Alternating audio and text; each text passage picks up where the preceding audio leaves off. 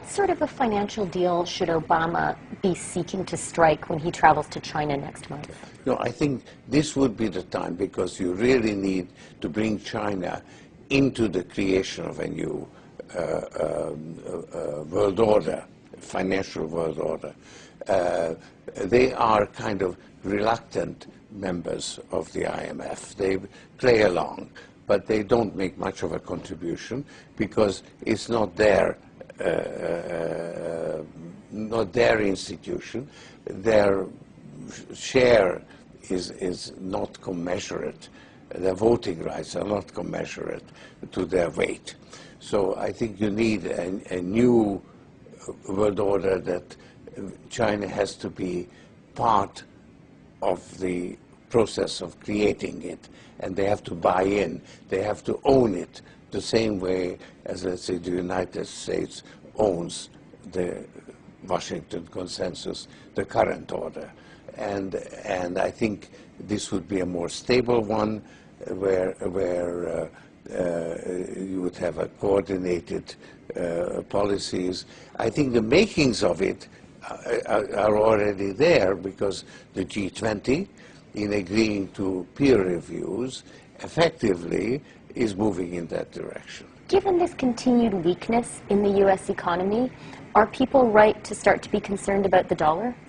Well, they are, of course, and the dollar is a very weak currency except for all the others.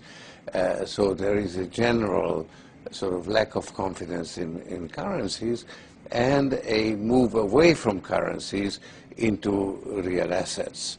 The Chinese are continuing to run a big trade surplus, and they're still accumulating assets, and basically the renminbi is permanently undervalued because it's tied to the dollar.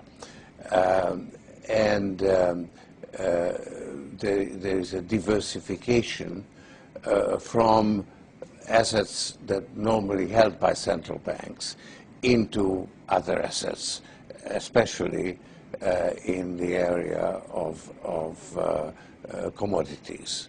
So there is a push in gold, there's a strength in oil, and that is in a way a flight from currencies. Is there going to be sort of a tipping point, a moment at which the dollar is fatally weakened, or does it just sort of carry on? Well, it's difficult. As long as the renminbi is tied to the dollar, I don't see how the decline in the dollar can go too far. Now, of course, to some extent, it's very helpful, because with the U.S. consumers saving more and spending less, exports can be a way for the U.S. economy to be balanced. So an orderly decline of the dollar is actually desirable. Does it at some point need also to decline against the renminbi? Does there need to be some sort of a new global currency deal? Yes. No, I believe that basically the system is broke and needs to be reconstituted. We cannot afford to have the kind of chronic and mounting imbalances in international finance. So you need a new currency system, and actually the special drawing rights do give you the makings of a system. And I think it's ill-considered on the part of the United States to resist the wider use of special drawing rights. They could be very, very useful now when you have a global shortfall of demand. You could actually internationally create currency through special drawing rights. And this is, we've done it. We issued $250 billion. And that's a very, very useful step. Except the rich countries don't actually need the additional reserves. So all they can do is put it in the shop window and say, we've got that much extra, but they can't actually use it. Now, I think it could be used. It could be used to provide global public goods. The rich countries could put their allocations in escrow. The problem is that there is a cost to using SDRs. It's a very small cost at the moment. It's only less than 0.5%, but still is a cost. So somebody has to pay it. And I think we have actually the means to do it because the IMF has very large gold reserves and kept in the books at a very low price.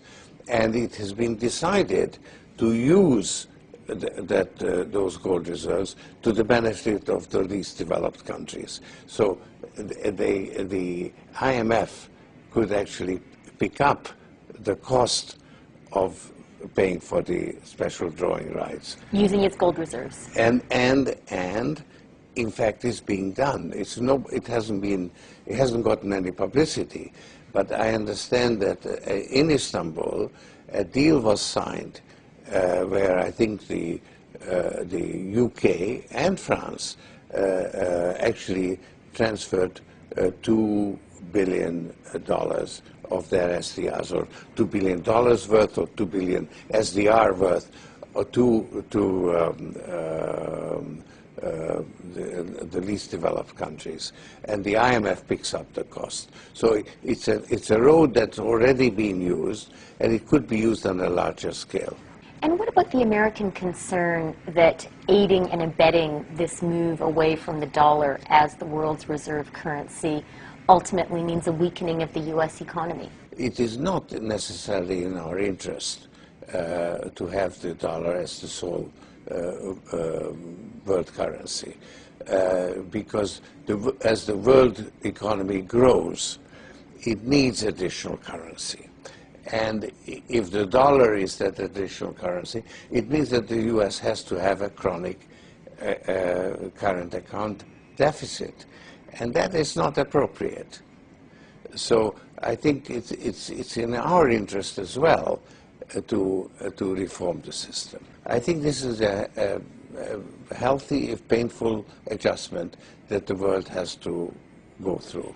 If America doesn't actively take part in this sort of renegotiation of global finance, what will happen? What's your nightmare scenario? Well, the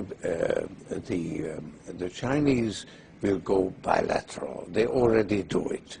They already have a clearing arrangement with Argentina, and I think they're working on one with Brazil, and you will find that there will be more and more bilateral arrangements. So the dollar will remain the main international currency, but its use will decline. So I think that a world of bilateral relations is less desirable than a continuation of a multilateral system. But the system we have now has actually broken down, only we haven't quite recognized it. And so you need to create a new one. And this is the time to do it. In the United States, how worried are you about the budget deficit and maybe about the possibility of inflation? Well, certainly a decline in the value of the dollar is necessary in order to compensate for the fact that the U.S. economy will remain rather weak, will be a drag on the global economy. China will emerge as the motor replacing the U.S. consumer. And of course it's a smaller motor because the Chinese economy is much smaller. So the world economy will have less of a motor. So it will move forward slower than it has in the last 25 years. But China will be the engine driving it forward, and the U.S. will be actually a drag that's being pulled along through a gradual decline in the value of the dollar. So there would be a slow decline in the value of the dollar, a managed decline. And that would be the adjustment that it needs to be accomplished. Now, it could actually get out of hand.